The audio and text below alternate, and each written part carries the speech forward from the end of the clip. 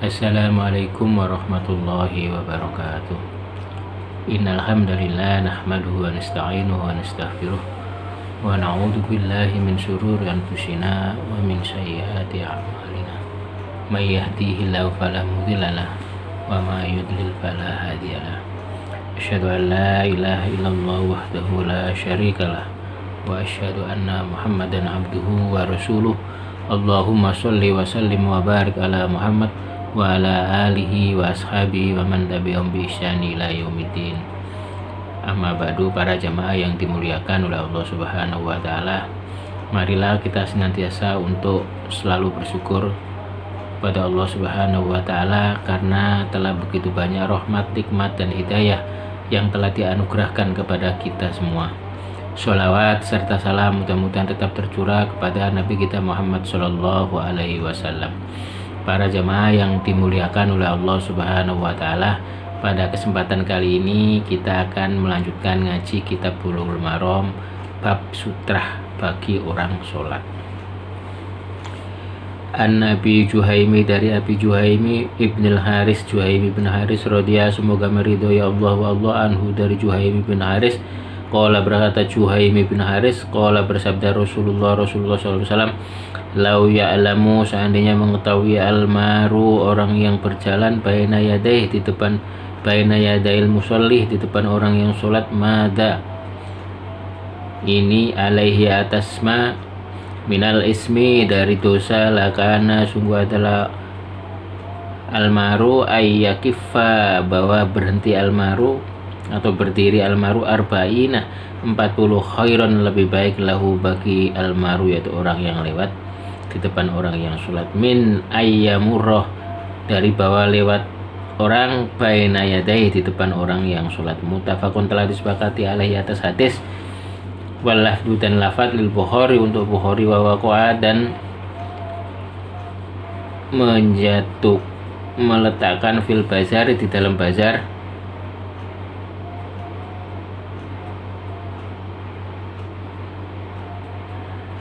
min wajhi akhir, dari jalan yang lain, arba'ina, 40 kharifan, tahun.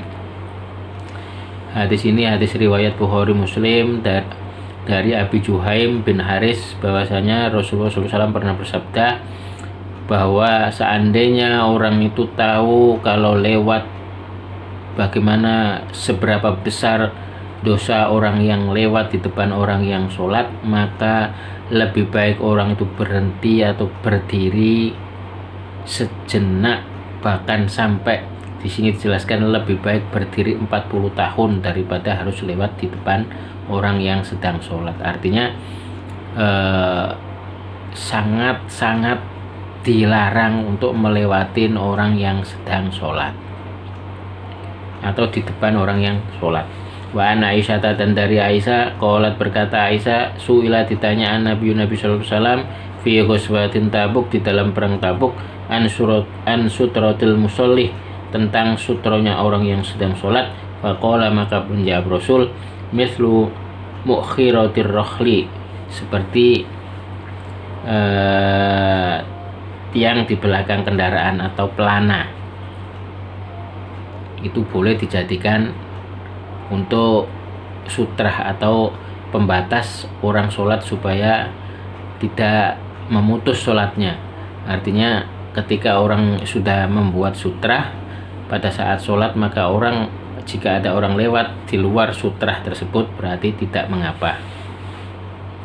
Wa an Sabrota, dan dari Sabroh ibni Ma'badin bin Ma'bad, Sabroh bin Ma'bad al-Juhaini, qala, berkata Sabroh bin Ma'bad al-Juhaini, qala, bersabda Rasulullah SAW, liyastatir, hendaklah membuat sutrah atau pembatas, ahadukum, salah seorang di antara kalian, fi sholat, di dalam sholat, walau bisahmin, meskipun dengan anak panah. Akhraja, telah mengeluarkan huakan hadis Al-Hakim, Imam Hakim. Nabi SAW bersabda, hendaklah seseorang apabila sholat itu membuat sutroh atau pembatas meskipun dengan cara menancapkan anak panah sebagai tanda bahwa ini saya sedang sholat, sehingga jangan sampai ada orang yang lewat di depan kita. Kalau lewatnya di luar sutra yang sudah kita tandain, maka itu tidak mengapa. Ini juga menunjukkan seperti yang saya jelaskan sebelumnya, bahwa pada saat itu sholatnya adalah tidak berlantai keramik sehingga bisa menancapkan panah. Wa an Abi Dharin, dan dari Abi Dhar Al-Ghifari, Abi Dhar Al-Ghifari radhiyallahu semoga meridhoi Allah wa Allah anhu, dari Abi Dhar Al-Ghifari qala berkata Abi Dhar Al-Ghifari qala bersabda Rasulullah SAW yaqta'u memutus sholat rajuli sholatnya seseorang al-muslim yang muslim idza lam yakun apabila tidak adalah orang baina yadai di depannya orang mithlu mukhiratir rakhli di seperti pelana atau tiang di belakang kuda di belakang kendaraan.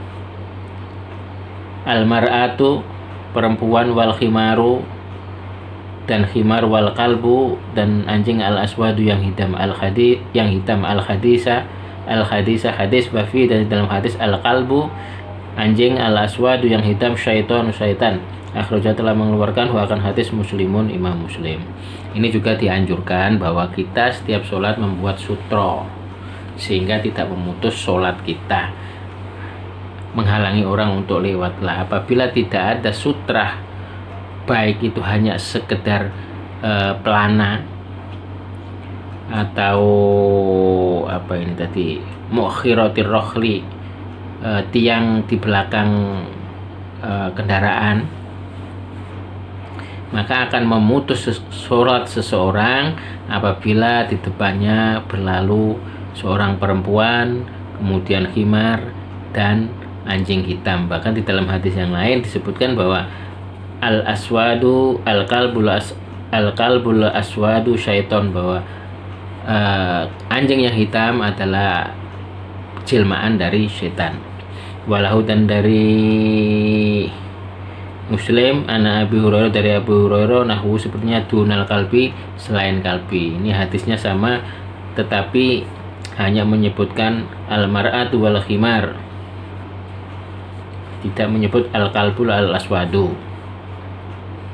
Wali Abi Dawud, dan dari Abi Dawud wan Nasai dan Imam Nasai an Ibnu Abbas, dari Ibnu Abbas radhiyallahu semoga meridhoi Allah anhu dari keduanya, nahwu seperti hadis duna akhirih, selain yang akhirnya wa qayyadah, dan membatasi al-mar'atu perempuan bil haidi dengan yang haid.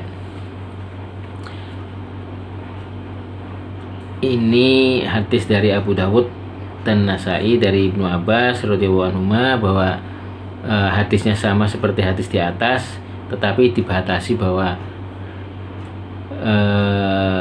yang dimaksud al-mar'atu di sini adalah perempuan yang haid, perempuan yang sedang haid. Jadi akan memutus sholat seseorang jika tidak ada sutra kemudian ada perempuan yang sedang haid lewat di depannya. Maka dianjurkan kita ketika sholat mengambil sutra atau membuat sutra, baik itu dengan dinding, dengan bahkan ini disebutkan pakai pelana atau pakai anak panah, itu juga bisa. Kalau sekarang kan ada bisa di tiang, di dinding dan lain sebagainya, atau bahkan di orang, pada saat orang itu duduk kita di belakangnya, atau sholat saat ada orang di depan kita itu sholat kita ikut di belakangnya, itu sebagai sutrohnya. Wa an Abi Sa'id, dan dari Abi Sa'id Al-Khudri radhiyallahu semoga meridhoi Allah anhu, dari Sa'id Al-Khudri qala berkata Sa'id Al-Khudri qala bersabda Rasulullah sallallahu alaihi wasallam, idza shalla, apabila sholat ahadukum salah seorang di antara kalian ila syai'in, kepada sesuatu,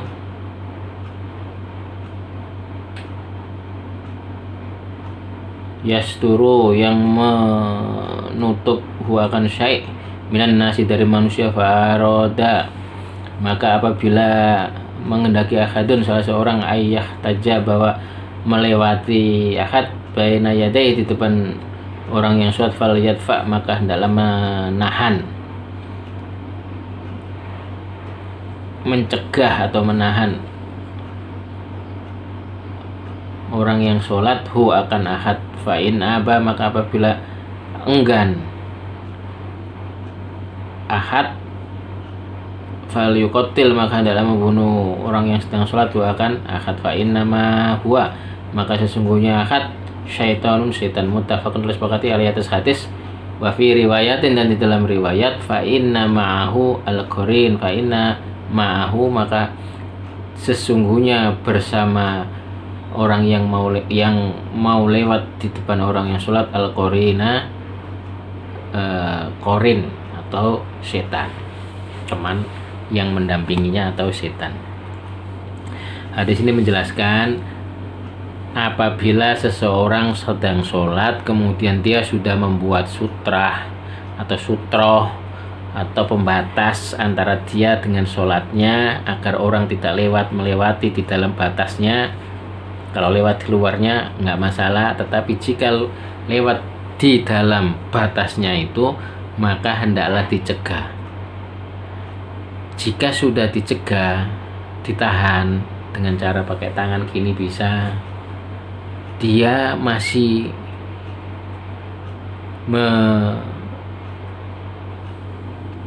memaksa, maka di sini hadisnya maka bunuhlah, saking kerasnya Nabi.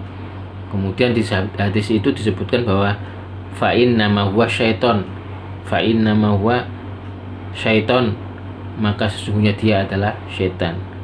Atau fa inna ma'ahul qarin, di hadis yang lain lebih lembut sedikit bahwa karena bersamanya seorang qarin yaitu syaitan, sahabat setan.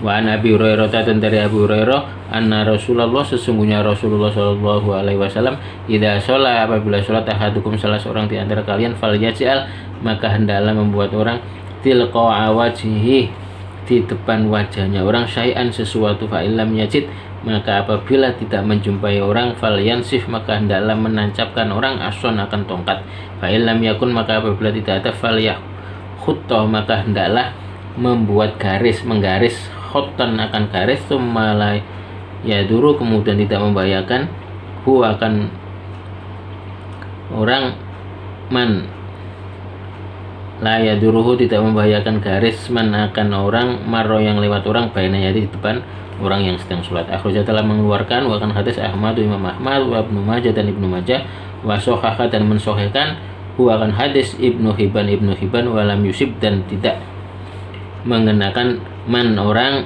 tidak membenarkan man orang za'ama yang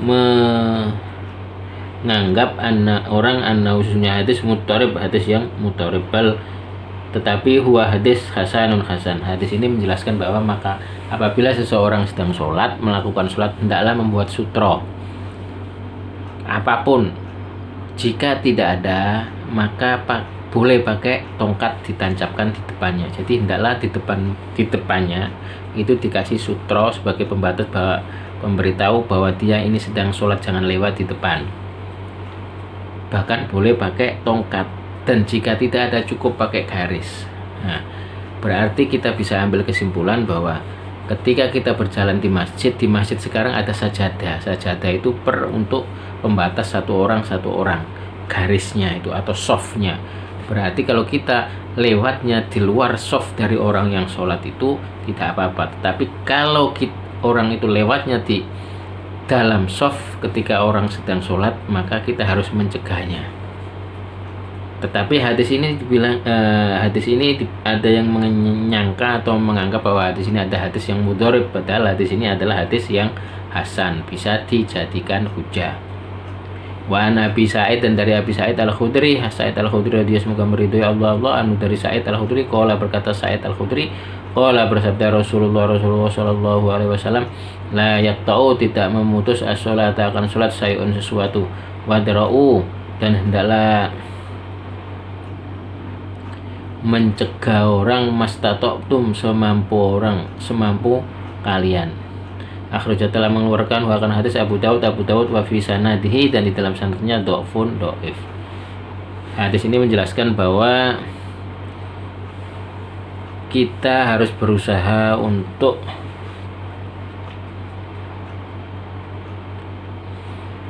mencegah orang yang mau melewati kita karena mengakibatkan memutuskan sholat kita. Semampu kita, sekuat tenaga kita, kita harus berupaya untuk mencegah. Maka untuk lebih baiknya kita membuat sutro. Dan jika ternyata sudah kita buat sutro masih ada orang yang memaksa untuk melewati batas yang sudah kita tandain, maka kita harus mencegah sekuat kita, semampu kita, sesuai dengan kemampuan kita. Karena ini menunjukkan bahwa Nabi SAW sangat mengecam orang yang lewat di depan orang yang sedang sholat. Bahkan di hadis yang tadi disebutkan fal yuqatil, maka hendaklah kalian membunuhnya. Ini menunjukkan bahwa lewat di depan orang yang sedang sholat merupakan larangan yang sangat keras. Bahkan Nabi sampai bersabda seperti itu. Maka kita harus lebih berhati-hati kalau kita sedang sholat, terutama sholat sunat. Maka kita harus mencari tempat-tempat yang aman yang agar tidak dilewatin orang. Misalnya tiang, dinding, atau kita bawa tas, kita kasih tas kita ke situ. Atau tadi seperti yang hadis sebelumnya, bisa pakai garis, maka boleh pakai sajadah. Itu sudah dianggap sutra. Demikian yang bisa saya sampaikan, mudah-mudahan bermanfaat. Billahi taufik wal hidayah. Wassalamualaikum warahmatullahi wabarakatuh.